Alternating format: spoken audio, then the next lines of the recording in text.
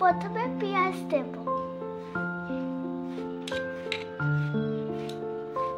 তারপরে লবণ, তারপরে এটাকে পেস্ট করে নেব।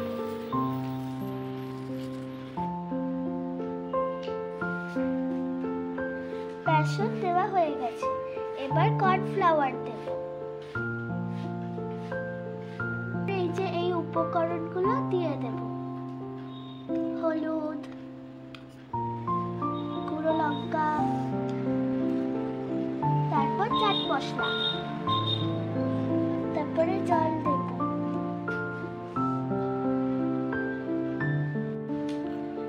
এবার আদা রসুন দেব।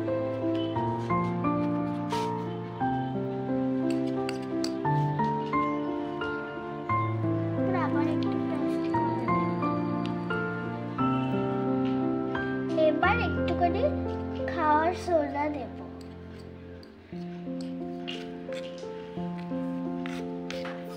এবার আমাদের মিক্স করা হয়ে গেছে, এবার এটাকে ঢাকনা দিয়ে দেব, একটু রেস্টে রেখে দেব।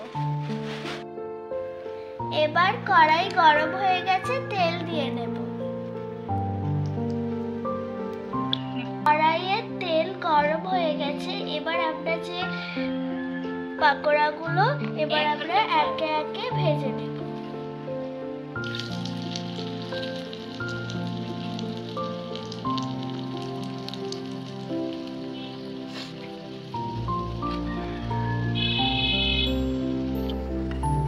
এবার পাকোড়াগুলো উল্টে নিচ্ছি।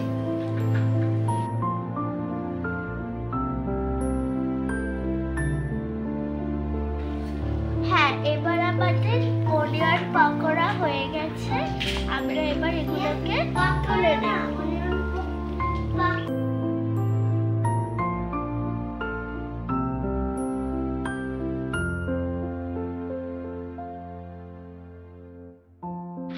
এবারে আমাদের পকোড়া ভাজা হয়ে গেছে, এবার আমাদের সার্ভ করার পালা। আমরা সস দিয়ে সার্ভ করব।